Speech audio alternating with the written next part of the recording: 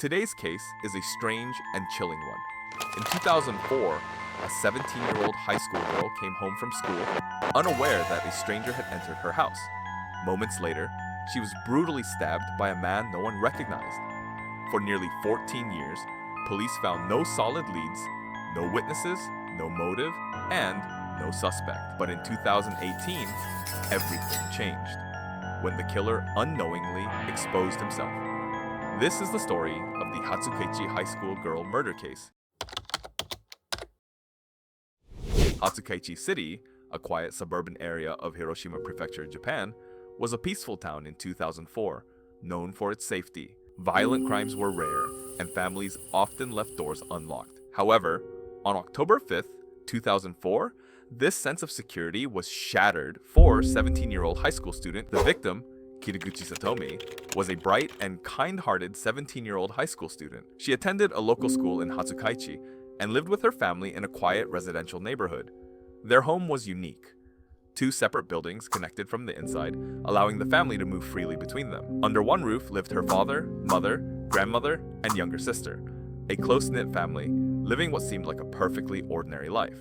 Satomi had a normal, happy life, surrounded by friends, family, and the calm routine of a small-town student. But then came a random day in October that changed everything. Let's look at what happened on October 5th, 2004. That morning, Satomi rode her bicycle to school like she always did. The roads quiet, the air cool, and only a few people outside. It was a weekday, so most adults were already at work and the streets of Hatsukaichi felt unusually still. That day was exam day at her high school, meaning classes ended around noon. After finishing her tests, Satomi said goodbye to her friends and headed home, leaving school about 3 hours earlier than usual. Around 1 p.m., her grandmother and younger sister were enjoying the afternoon, sipping tea and watching TV in the living room. Satomi came home, greeted them with a smile, and chatted for a bit before sitting down to eat her lunch quietly on the side. After finishing her lunch, Satomi began to feel a little tired. She decided to head to her room, not in the main house, but in the second building connected by an indoor hallway. Inside her room, she laid down for a short rest, listened to music, and started getting ready for her part-time job. It soon became 3 p.m. Satomi's younger sister and grandmother were still in the living room of the main house, quietly watching TV. Suddenly, a loud scream echoed from Satomi's room in the connected building. Startled, the two rushed toward the sound, calling out her name as they moved through the hallway. As they opened the door, the sight before them froze them in place. Satomi was lying beside her bed, motionless, her body surrounded by a dark pool of blood. And standing right next to her was a man they had never seen before. He wasn't panicking or shouting, he just stood there, quietly gripping a knife, staring back at them in silence. Realizing the danger, Satomi's younger sister immediately turned and ran out of the house, barefoot and terrified. She sprinted down the street to a nearby gardening store about 30 meters away, crying out, "My sister got stabbed!" At the same time, back at the house, the grandmother tried to run for safety. But before she could escape, the mysterious man caught up to her and stabbed her 4 times in the back. After the attack, the man fled the house, leaving both victims behind. Despite her injuries, the grandmother crawled towards Satomi's room, desperately trying to help her, but it was already too late. She then realized that the younger sister had run outside, and fear struck her that the man might go after her too. Fighting through the pain, she made her way down the stairs and managed to call the local police before finally collapsing and losing consciousness. After receiving the emergency call, police officers rushed to the scene as quickly as possible. When they entered the house, the first thing they found was the grandmother lying unconscious beside the phone on the first floor. She was immediately taken to the hospital for emergency treatment. The officers then moved upstairs to check the connected building. There, they discovered Satomi, lying in a pool of blood next to her bed. Despite their efforts, it was too late to save her. Police immediately began examining the area, trying to determine which direction the killer escaped. They noted that if the man had fled north after leaving the house, he could have easily hidden among nearby homes or escaped through the river route that ran behind the neighborhood.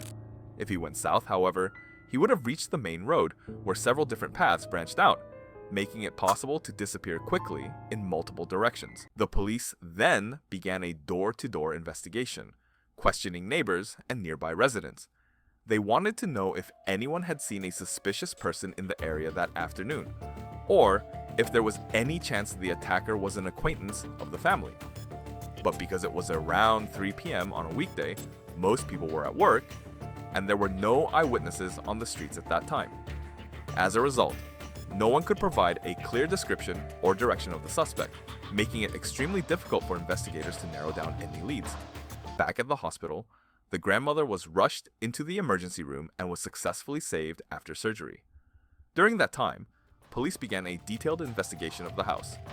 Inside, they discovered an unknown fingerprint that didn't match any of the family members. They also found several shoe prints on the floor of Satomi's room. From the impressions, investigators were able to identify the shoe model and size, estimated to be around 26 to 27 centimeters. A later autopsy revealed that Satomi had been stabbed 10 times in the neck, chest, and stomach. The fatal wound was a deep stab directly to her heart. Lastly, under Satomi's fingernails, forensic teams found skin fragments belonging to a male and were able to extract DNA from the samples. Even with these crucial clues, finding a suspect proved extremely difficult, and the investigation soon began to stall. After the grandmother and younger sister began to recover, they both went to the police to give their statements. They told investigators that they could clearly remember the man's face. Based on their detailed descriptions, police quickly created a composite sketch of the suspect. According to the witnesses, he appeared to be around 20 years old, with short hair, narrow eyes, a muscular build, and a height of about 165 centimeters. The Hiroshima police's confidence grew after the sketch was completed. They believed they could solve the case once they identified the man in the drawing, especially with the shoe prints, fingerprint, and DNA evidence they already had. Officers printed and distributed the sketch to nearly everyone in the small town, hoping someone would recognize him. But to their surprise, no one had ever seen this man before. In a quiet town where everyone knows everyone, it was as if the killer had appeared and vanished out of nowhere. This put the case in an awkward and frustrating position. The young Satomi Kitaguchi had left the world with so much promise ahead of her. Sadness consumed the family as the reality set in. The murderer who had taken their daughter's life had simply vanished without a trace. Satomi's parents had been working hard to save up 3 million yen for her future college tuition, never imagining that the money they saved for her dreams would one day become a painful reminder of what was lost. Satomi's father was especially filled with anger toward the murderer and vowed to never forgive him. He took the 3 million yen that had been saved for Satomi's college tuition and instead used it as a bounty for information leading to the killer's capture. Flyers with the sketch of the murderer's face were printed and posted in police stations across Japan. As time went on, more and more people outside of Hiroshima began to hear about the case. Even though the clues were limited, the Hiroshima police never gave up. In the decade following the case, they went through around 40,000 possible suspects, but as the years passed, the real murderer was still never found. Satomi's father, meanwhile, began writing a blog after his daughter's death. He posted almost every day, sharing his thoughts, his pain, and any small updates from the police if there were any.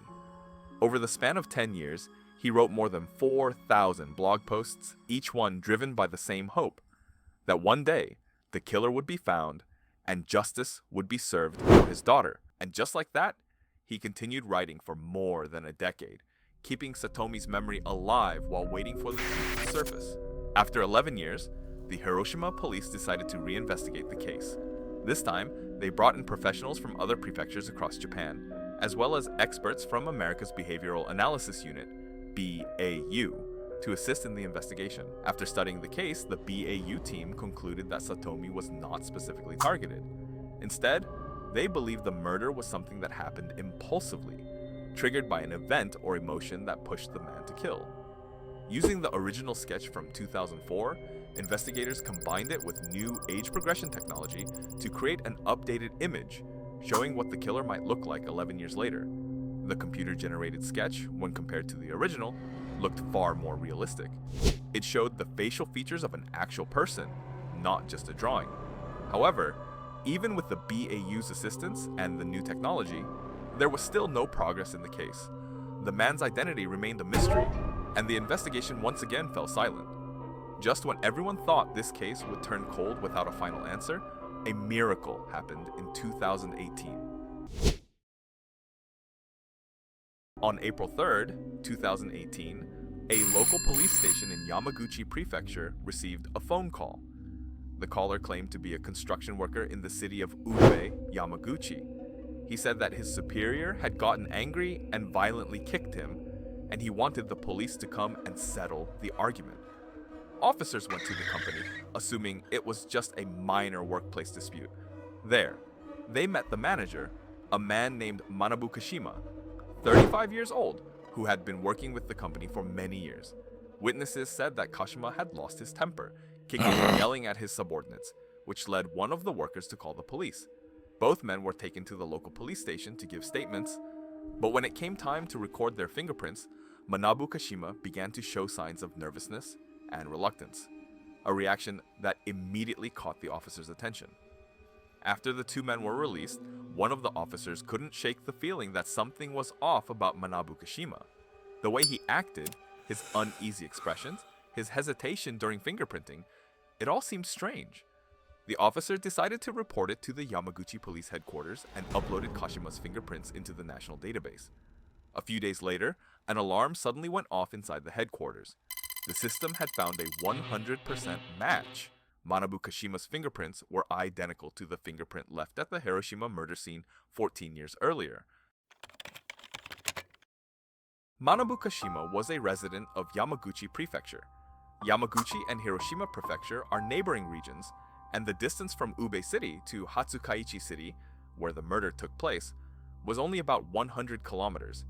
This meant that Kashima easily had the ability and opportunity to commit the crime back in 2004.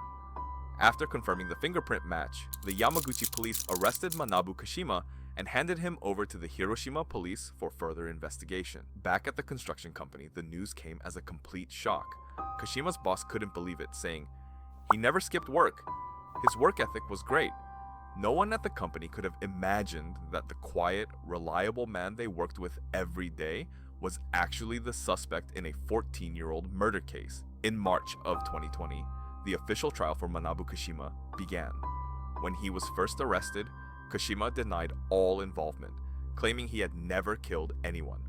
But once the trial began and he was confronted with the overwhelming evidence, the fingerprints, the DNA, and the details that only the killer would know, Kashima finally admitted to the crime in court.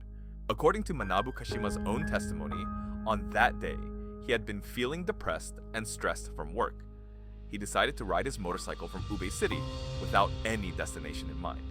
Before he knew it, he had arrived in Hatsukaichi City, where he saw Satomi Kitaguchi riding her bicycle home from school. An evil thought crossed his mind, and he began to follow her home in secret. After standing outside her house for a while, he made the decision to barge in, intending to violate her. Satomi, shocked by the intruder, fought back, which made Kashima angry. In his rage, he pulled out a foldable knife and stabbed her to death.